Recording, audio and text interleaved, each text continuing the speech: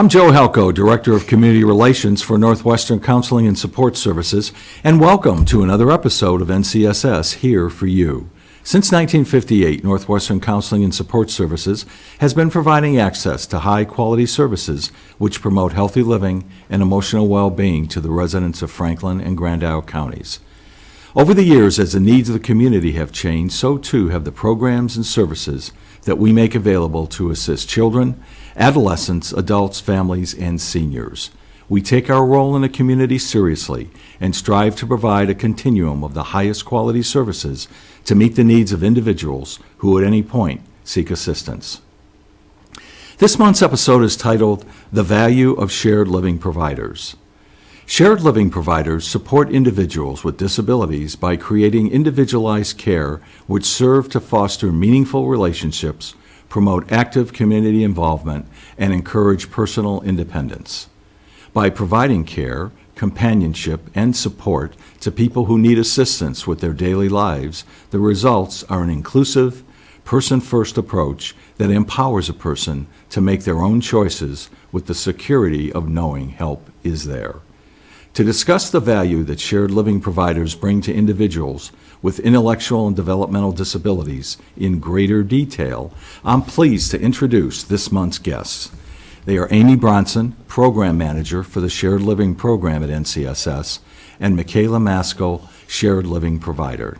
And I'd like to welcome both of you to the show this month. Thanks, Joe. Thanks, Joe. So let's start with what is a shared living provider that we also know as a home provider, kind of one and the same. So my role as a home provider is to welcome someone into my home and develop programs within the home that that are sort of guided by the plan that the personal plan that they have, and at the same time maintain my home and my routines, and help them to either integrate into that or to maintain their own independence and however they feel is supportive of them. And, I know you've been doing this for a while, quite a while. 19 years. So that is quite a while. But I mean, that also speaks to the value that you see in being a home provider Yes. as well. So what originally made you decide to become a home provider? Well, I was in special education for 12 years, and I really enjoyed working with people and helping them with their individualized plans and helping them to meet their goals. And this was a good way for me to stay in my field and still be able to stay home with my children. And Amy, since Mikayla brought up the individualized plans, I think viewers may not understand or be aware, what does that really mean when we talk about individualized plans for people? Well, I think first of all, I think we all acknowledge that we think communities are better when all people, whether doesn't matter what ability level, get to live together, work together, and participate side by side together. And so with that, it is sort of our mantra when we develop these homes for people. And it is very person-centered. We have over 100 homes over 2 counties. And so we spend a lot of time trying to make good matches for people. And we do that, again, through a very person-centered approach, what the person wants, where they want to live. They may have a job that's local, and the city may be the place for them, or they may thrive living in a rural environment or on a farm. So we take all these things into consideration when we find homes. So that's a lot of what we do. We spend a lot of time. And when you say 100, I'm sure a lot of people will be very surprised that there are that many welcoming individuals who are doing this great work to assist those that certainly need to have safe homes. Absolutely. So, Mikayla, we talk about 19 years. That's quite a while. Yeah. That's like a generation. So, what is the reason that you continue to serve as a home provider? Well, with my particular clients that I've had, I had one person for 16 years. and he just became part of the family. And after you've had someone in your home and you've cared for them for a long time, and they just become part of the family, and the unit doesn't quite feel right without them. Yeah, sure. The other client that I've had, I've been taking care of him for about 30 years, and one capacity or another. And, again, just he's part of the family, and I just really enjoy having him. That's terrific. I think that's why most people do this. Most providers have that need to fill for themselves. They want to give back to others. They enjoy caregiving and being a part of a very cohesive team. And it's so critical to have people like you, Mikayla, because if you think of a world without any kind of home providers, and then you think of all the individuals that are living with the families, where would they be? What would they be doing? What would their life be like? And I know that the bottom line is you try to give them as good a life as possible, let them be as independent as they possibly can be. But once again, if there wasn't the environment of the home, where would all of these individuals be? I mean, that's just a question for people to kind of contemplate, I guess. Yeah, I think everybody wants to belong Yeah. somewhere, and it's really creating that feeling of belonging, which then in turn helps them to move forward in what they want to do in life. But they first have to feel like they're wanted and that they belong somewhere. Part of a Yeah. home. Yeah. So let's talk about the responsibilities of the home provider in general, what they are. And Yep. Feeding, obviously, providing food and shelter, and just company with them, encouraging them in what they want to do. For example, I had someone live with me once that wanted to go to college. Took him right down, signed him up, helped him with the paperwork. And I think he was pretty close to getting his degree when he left, and he was with us for a couple of years. So, just like being really focused on what they want, and then sort of implementing those things a little bit at a time, over the course of time, having a plan kind of myself of little goals for them to meet. yeah, that is terrific. Now, let's talk about, because we have talked about the consumer that's being served, but the importance of the home provider in their life, from their perspective. From their perspective, I think you just become like that solid person for them, and that continuous person that's there for them always. And a lot of people haven't had that opportunity to have somebody in their life that really they know cares about them and is going to hold them accountable for what they want to do, and what they, just hold them accountable, I guess, in a lot of ways. Just be that brick wall. And she's also the person who knows the individual the best. And so when there's a cohesive team around that person, a case manager, guardian, family members, they're going to rely on Mikayla to provide accurate information, details about medical information, how is going from day to day, what's gone really well, what needs help, Yeah. and how we're able to help support her do that. Yeah, I think the most important thing is that you don't feel as a home provider that you're an individual. You feel that you're a part of a team, and that everybody comes around that person, and we might all have different ways that we think we need to get somewhere, but we all have the person is in the middle of that, and we all care about that person. So your egos kind of get checked at the door, and you have to be like really listen to each other, and I think it makes for a better service for that person to have a lot of different perspectives helping them, and and helping them to lead how they go. Sure. Yeah. You make a good point, though, that as the shared living provider, you're not kind of left out there alone, is that No. there really is a team that is assisting, so that if somebody is interested in becoming one, they would know that, it isn't quite like you're serving an individual and that's it. You're left on your own to navigate. that Yeah. really you're part of a much larger team. And I've had a lot of different service coordinators I've worked with over the years, but they've always been very consistently helpful and supportive and positive. And I think that as a home provider, you want to feel supported as well, because you're supporting that person, and you want to feel like that you're supported by the agency as well. And I've always felt very supported by the agency and by the staff. You know, it's a 365 day a year obligation and commitment, and the home providers, it's not just Monday through Friday that they're supported. Yeah. They're supported after hours, holidays, weekends, so you're never alone. Yes, that is, you're right, critically important. It's 24/7, 365, never ending, yeah, as far as that support is concerned. And the importance of having that structure and a support system for these individuals as well. Yes, they all come with their own, we all have, as individuals, have routines and daily things that we do that make us feel safe, that are how do you want to say it? Our structure.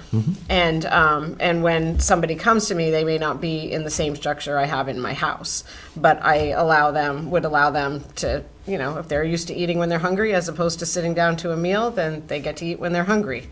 But they can always sit down to a meal with us, and eventually they all they all sit down for a meal usually. That speaks to one of the most important things that I look for when I recruit home providers, and that's flexibility, the ability to meet people where they're at. And people don't always fit neatly into somebody's home.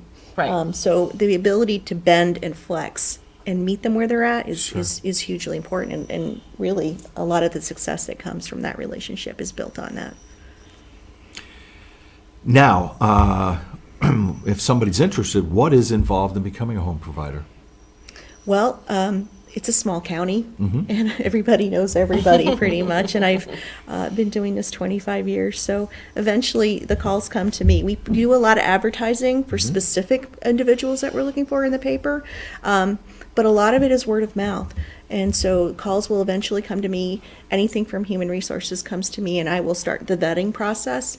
So it starts with an application, a pretty lengthy one, but it's good. It's a lot of information for us to go over. And once that's done, I will typically go out and meet the provider at their home, do a walkthrough, talk about the program, talk about what they're looking for, what we're looking for, and to see if we can meet somewhere in the middle.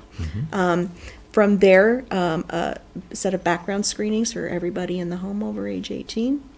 Technical stuff, being over the age of 21 and possessing a high school diploma or an equivalent is a requirement from the state for anybody who is a shared living provider. Also, an agreement that we're allowed to provide a home inspection within that home to look for fire and safety and accessibility issues that might arise when a particular person moves in.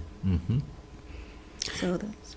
And you make a good point about the state, because it's not just NCSS having some set of policies and protocols. It's really a lot of it's state-driven. Absolutely. And mandated, so to speak, that must be kept to a high standard. Yep. Every county agency has this program. So there are 13, I believe, designated agencies throughout the state, and they all have a shared living program that runs similarly. Well, let's just say that somebody who's watching today is interested in becoming a home provider. Who do they contact? How do they get in touch with Me. With you? That would be me. So why don't you give them your number, Amy? So my office number is 393-6658. You can also catch me by email at abronson@ncssinc.org. Okay, because you are the point person, so to speak. So, Yeah. so with the various individuals that you've had in your home over the years, Mikayla, any success stories or things that ring a bell when it comes to, boy, this type of relationship has really been so valuable for this individual? I think that the successes are always small, and I've learned over the years, it's great if you have a big success like someone getting a college degree, but a lot of times it's just the little things of them all of a sudden, being able to going from being able to maintain a job for 2 months to maintaining a job for 5 years or 10 years. Sure. That comes with a lot of support, again, wraparound support, employment, us, a lot of communication. And that has to happen like continually, even though it's a success, but it's not necessarily the person becomes completely independent, but they become as independent as they can, and we continue with the support so that they can have that. Yeah, and I think you make a good point. Success it has to be large. And you need to celebrate the small successes. We talk about that a lot at NCSS in general, that it doesn't need to be major accomplishments that are celebrated. It's those points along the way, along the journey that are critical, that people get feedback and hopefully feel good about what they're doing and continue to move forward. Yeah, I would say probably the most rewarding one that we've had as a group, our team recently, was with my client who had a medical issue, and there was question whether he would recover from it, and we all supported each other, supported him, and it took over a year for him to return to normal, and he has, and that's probably our biggest success, and that is myself, and I don't do my home providing, I'm on a shared, so it's a 50-50, so I have another person that also shares his care with me, and also very, very, very good provider. Did you have anything, Amy, that just in general from a standpoint of successes along the way, or because looking at it from the outside, I would look at it, and as we're speaking, there's probably so many opportunities in the course of a year that could be celebrated with someone. There's so many. There's so many, from somebody who's lived with their family until their adult years, who finally has said, I want to be on my own. I want to have a more independent environment, and watching that happen and watching all these great things happen as a result of that, we see, and we do celebrate that. It could be somebody who, has done their own laundry for the first time. So there's a different scale of a success, and it's different for everybody, very person-centered. Yeah. And that's why the team meets every month to celebrate those successes.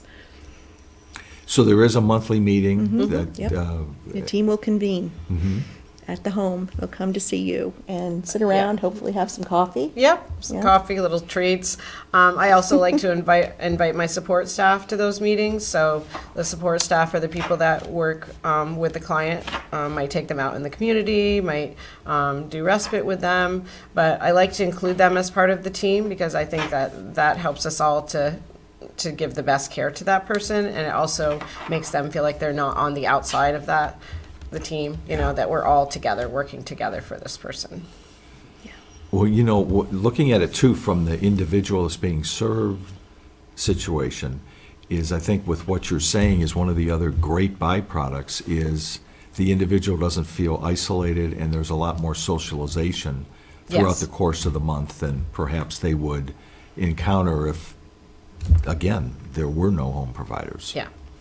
And I think we all know that's critical. We all know with the pandemic that we've been through, that so many people, whether it's elderly, people with intellectual developmental disabilities, who felt very isolated, even more so because of the circumstances over the 3 years.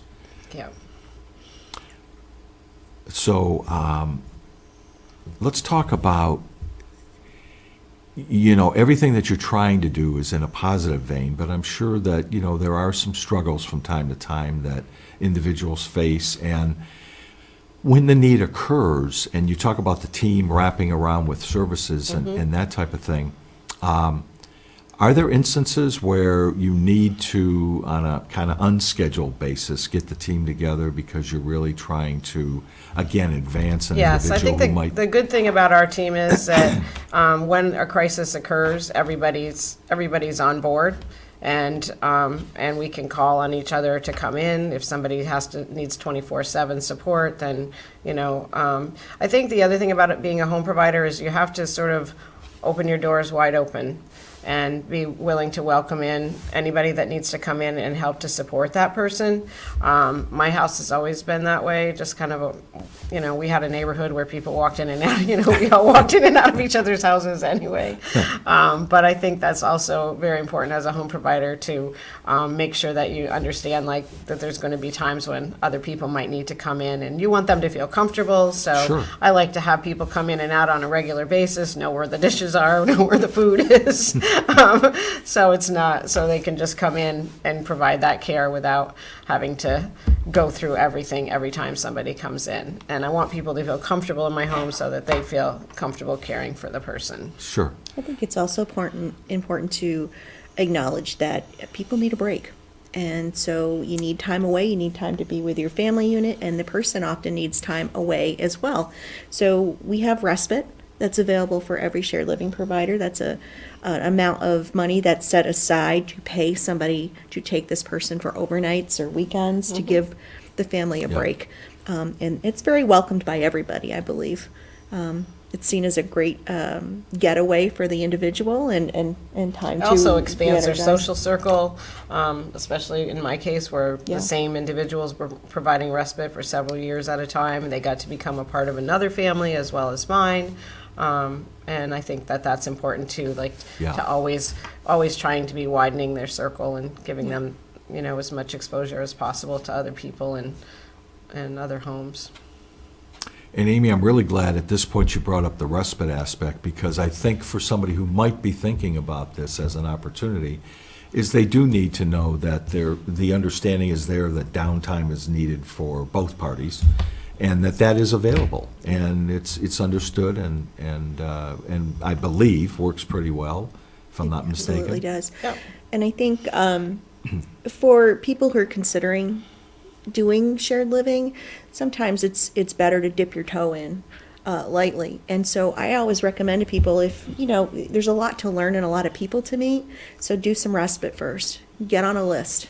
Our agency has a number of case managers who will always be looking for respite homes. So I always suggest to people, get to know case managers, and familiarize yourself with the possibilities of doing this on a longer term basis. And that's exactly how my partner in what I do now came to be. She was a direct staff for me, and just fell in love with the client, and then as life progresses, getting married, wanted to be working from home. So, So, and we got to keep him in the family. So. And that's exciting, and it's exciting for them certainly as well.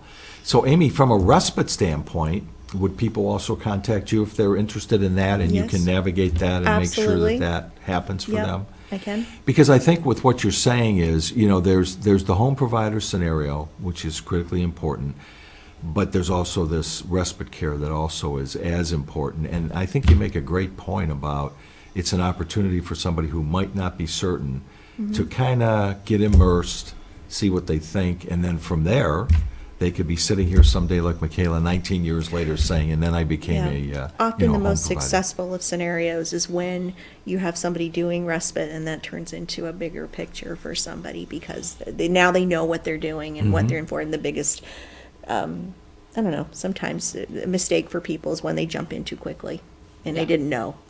And it's a huge commitment, but it's very fulfilling for those who do this for as long as Mikayla does, and others. We have a lot of long-term home providers. And that, I would imagine, is not only important from the home provider's perspective, but for those that are living with you. Because as we know, just in general with services, the more disruption there is to a client's life as far as turnover with whether it's service coordinators or whatever the role is, it's very disruptive to them. And, they almost think sometimes they're being abandoned on purpose, which of course they're not. Yeah. But, so, I know, when I first started this, I came out of special education. I said, I'll stay home with my kids, and then when my kids are grown, I'll go back I'll go back to special education, or take a different job, and now I wouldn't do anything else. Anything else I do will be alongside of this, because this is just I see the importance of this job and how much I love it. Yeah, and again, I know I've said this already, but it's so critically important. And, in talking to both of you, it almost sounds like really the path for people to take is respite first and then into the full home provider, That's what shared I did that provider. too. Highly recommend it. I did several years of respite before I became a home provider. Because I would think the last thing that we want is somebody thinks, yeah, this is for me, they get fully immersed, and then become perhaps overwhelmed, and then say, maybe this isn't for me, where had they have gone the other route, maybe taking it a step at a time might have been, Yeah. a more successful path Yeah. for them. With the luxury of time, that's what we shoot for. Yeah. So are there any other thoughts that you'd like to share with the viewers relative to either respite or the home provider experience? If you have questions, call. Love to go over it with you, with anybody who wants to talk more about it. It's a conversation. I can come to the house, do an application, or merely answer questions. So just give a call. And I would imagine there's always a need. That it's not one of these situations where we go, well, now we're set, because things change every day. And Every day. people that are perhaps considering living with someone make a decision to do so, and then it's just a matter of trying to get the correct match. And I think that's important too, Amy, is that viewers understand that. I know you mentioned earlier about going through, methodically, trying to make sure that you have the right match, but just the importance of making sure that, you try to do the right thing there. That is everything. Yeah. That is everything. And I think too, when I was thinking about doing it for a lot of years, I was thinking, oh, I can't, how could I ever do that?